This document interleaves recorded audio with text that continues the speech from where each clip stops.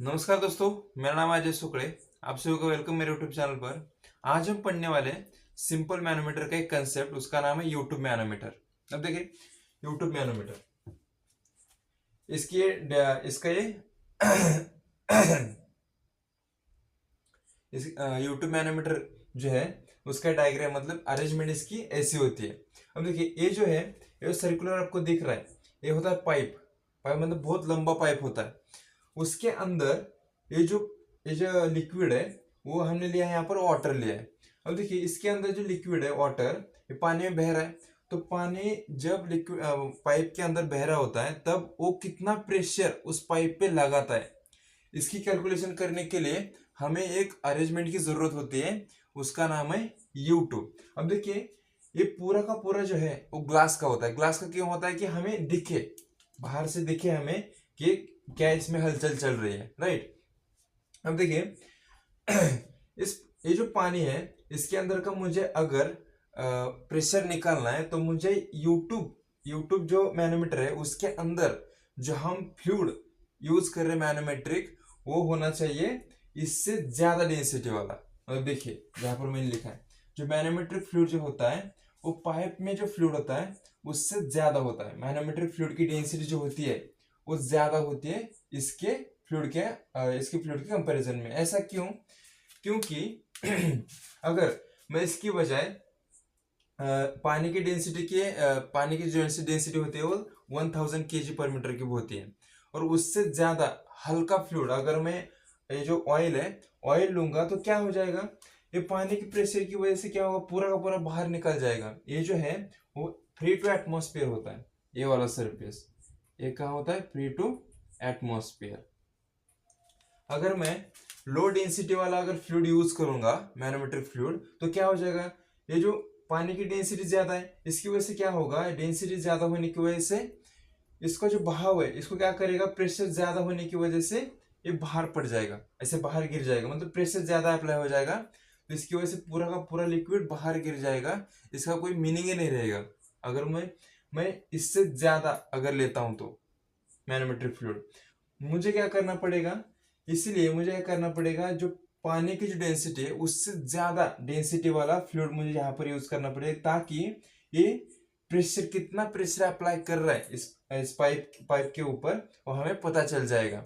मतलब ये पानी क्या करेगा, इसके ऊपर प्रेशर लगाएगा तो इसकी मूवमेंट जैसी होगी वैसे में पता चलेगा कि इतना प्रेशर पानी के अंदर लगा और जो पाइप के ऊपर लग रहा है, राइट।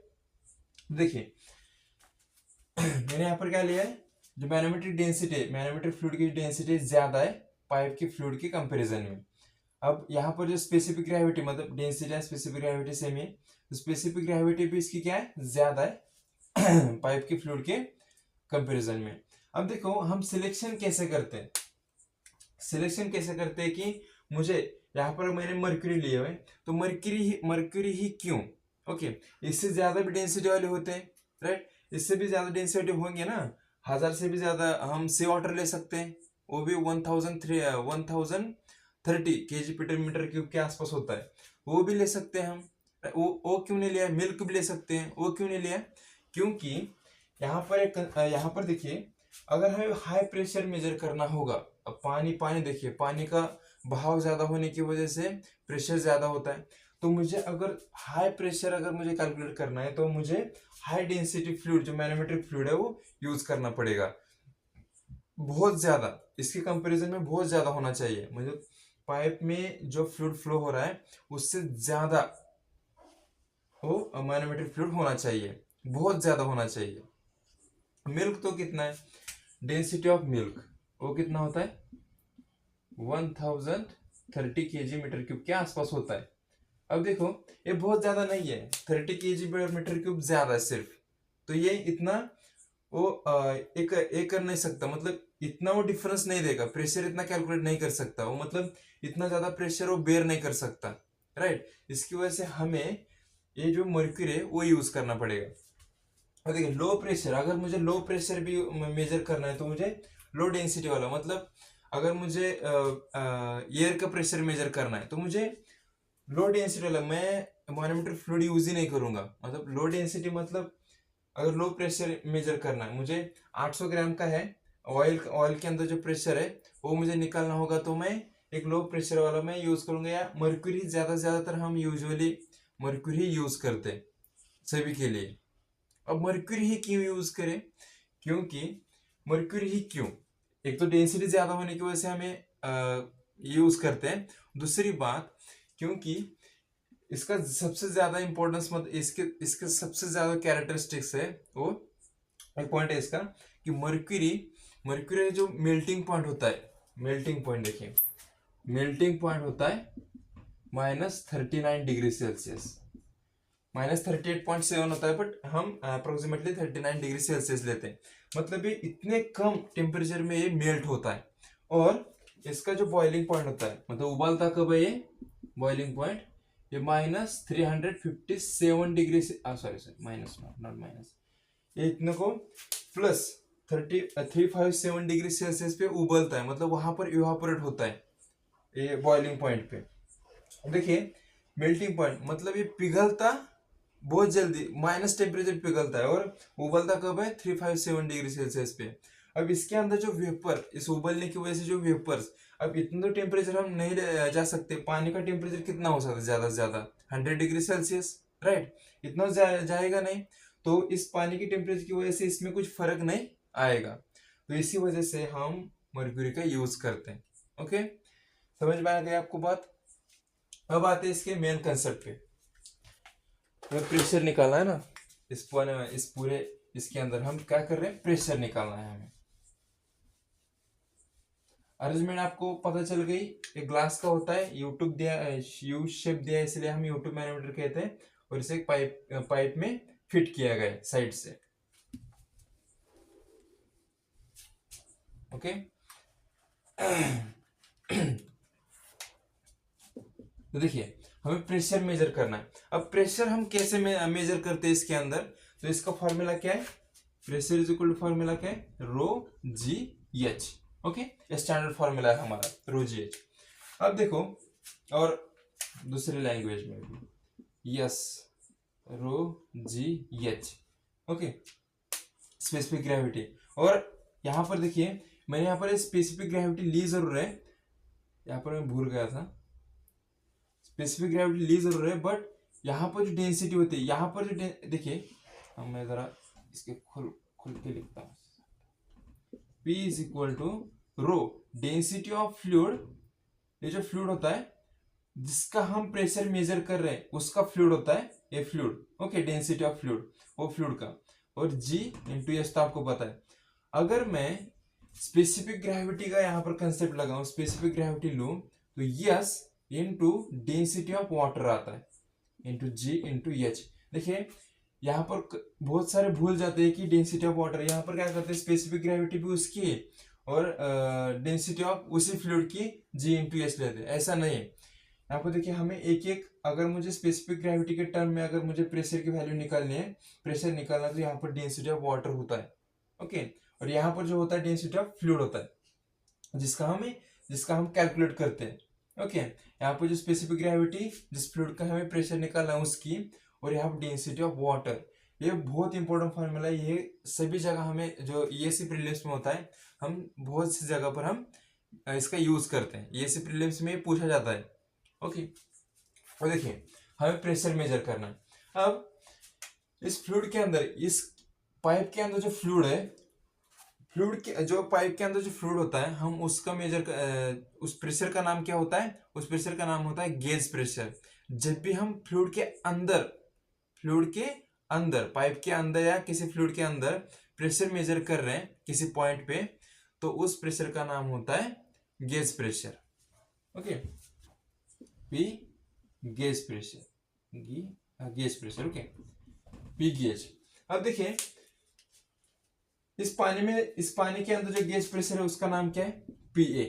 ओके, अब इसका एक कंसेप्ट है, इसको हम मेजर कैसे करते हैं, देखिए इसको मेजर हम करते हैं जैसे जैसे हम ऊपर से नीचे की तरफ आते हैं, ऊपर से नीचे की तरफ। अब देखिए मैंने यहाँ पर एक्स जो है वो रेफरेंस लाइन ली है, क्योंकि इसके नीचे जो कुछ होगा एक दूसरे को कैंसिल हो जाएगा, मतलब इसके नीचे कुछ भी नहीं, इसके नीचे जो होगा इसके नीचे कुछ भी हम अगर देखने जाओगे तो इसको एक दूसरे को कैंसिल कर देंगे। ये देखिए, ये हम अगर पार्टिंग लाइन ले दोनों को, ये होता है लेफ्ट हैंड लिम्ब, ये होता है राइट हैंड लिम्ब।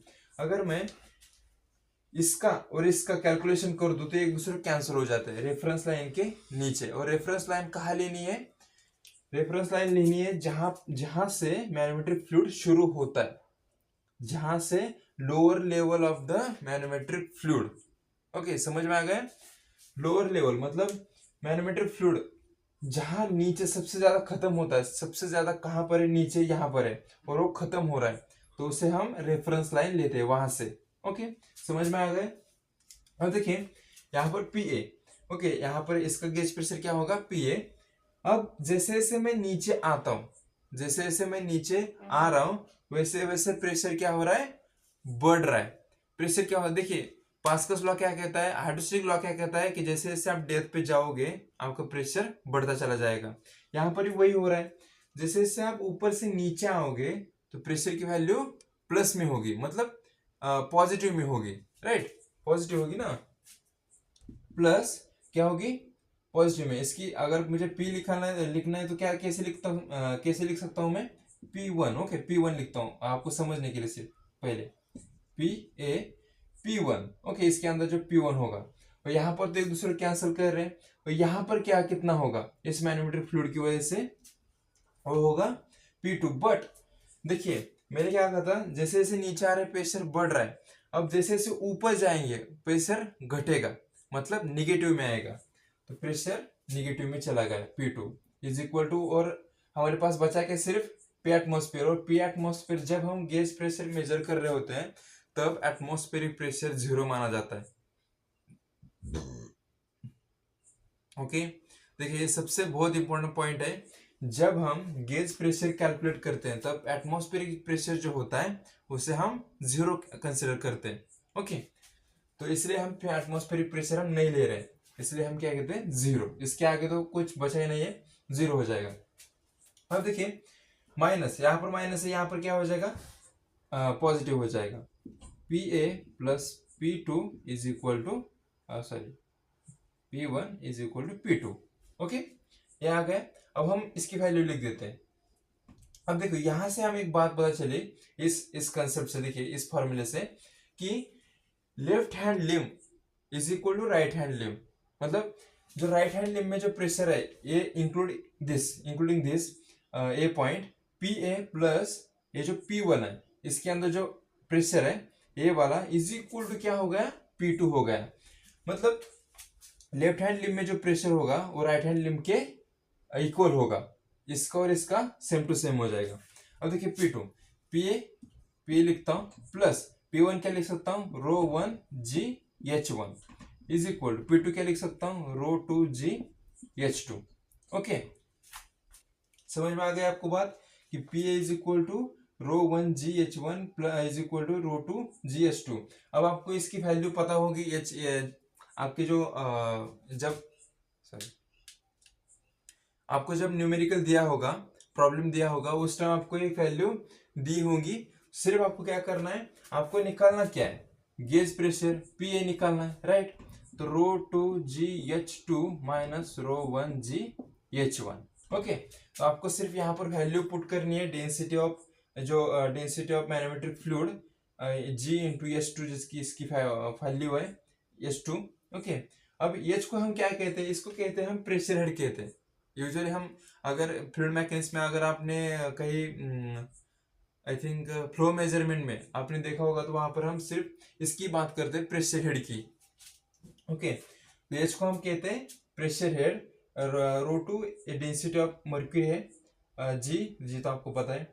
अब ρ1 है इसकी डेंसिटी, ओके, ऑर्डर की GH1। ओके, तो देखिए आपको निकालना है सिर्फ आपको निकालना क्या है?